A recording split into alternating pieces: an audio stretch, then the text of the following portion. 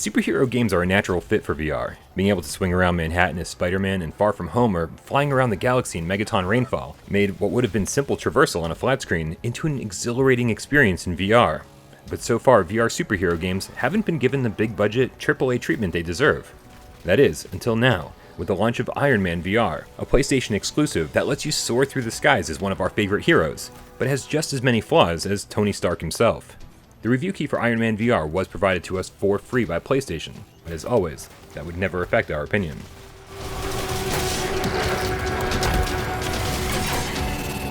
Taking damage, boss. You take it all away so he can appreciate what he had. Iron Man VR tells the origin story of an enemy named Ghost. It gets off to a slow start, but by the time you roll credits nearly 8 hours later, the story, which is well written and filled with memorable characters and silly one-liners, might end up being what you remember most about the game. Well, maybe it might have been if flying around as Iron Man wasn't so damn cool. If you haven't played the demo, getting used to the move controls might take a few levels. I mean, it's not every day you get to step into the Iron Man suit and take control. But after a few hours, you'll be blasting through caves, around buildings, and dodging incoming attacks like it's your job. And in the heat of battle, knowing how to control the suit will make you feel like the ultimate badass.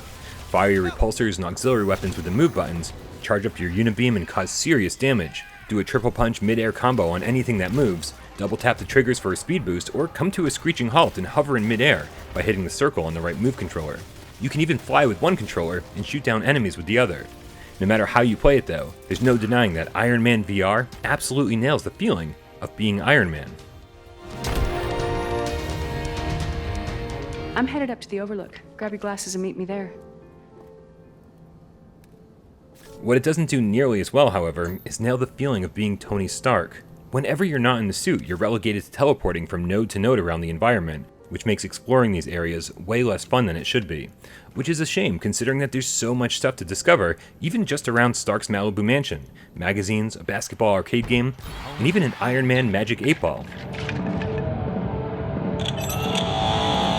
Boss, it's not your fault. I made you to make weapons. Created you in my own image.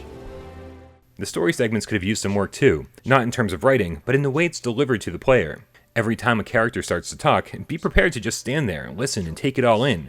It's another blood and truth situation where you're wishing you could walk around, play the piano, lift weights, anything that would take advantage of VR as a medium, rather than just standing still and staring at somebody talking.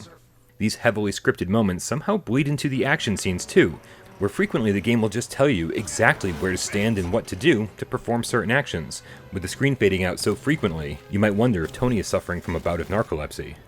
But in all fairness, these are relatively minor complaints, and would all be somewhat excusable if it wasn't for the excessive loading screens.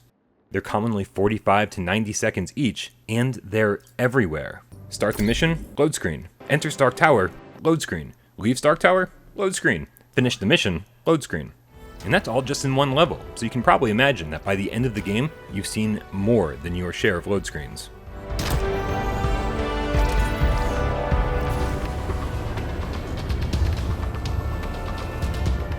Graphically, I've got to say that I really enjoyed the overall look of Iron Man. Some stages, like Malibu, look stunning with the sun reflecting off the water and some pretty cool level geometry. Not all the stages fare so well, and some even suffer from a bit of slowdown, but when you're flying around taking on endless waves of enemies, it's not something you're going to care much about. Plus, at any point you can break free from the campaign to tackle flight and combat challenges.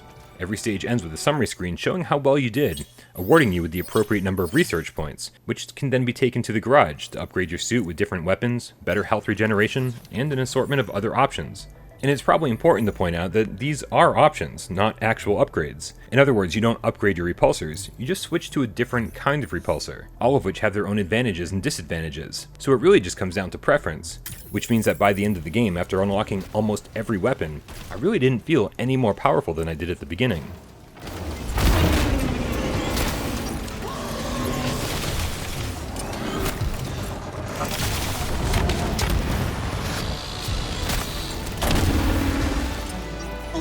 Neutralized, but I'm sensing our hacker friend has returned. It's been a while since I enjoyed a game as much as Iron Man VR, but still took issue with the way it did practically everything. As a linear cinematic storytelling experience, it has plenty of exciting moments, and as a VR shooter that lets you fly around with awesome superpowers, it's absolutely incredible. But too much of my 8 hours was spent staring at loading screens, teleporting around areas I desperately wanted to go off the rails to explore, and staring at characters while they talked, and I twiddled my thumbs. It's a great game and you should absolutely play it, just know that it's not quite the polished, AAA experience we were hoping for. As a reminder, this review key was provided to us for free by PlayStation, but again, that would never affect our opinion. Find an exit!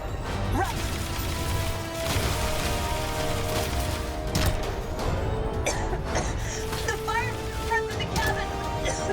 I'm trapped! Miss Potts, there's a panel beneath your feet, a compartment. It leads to the nose landing gear. Found it! Climbing down now! I'll meet you under the jet!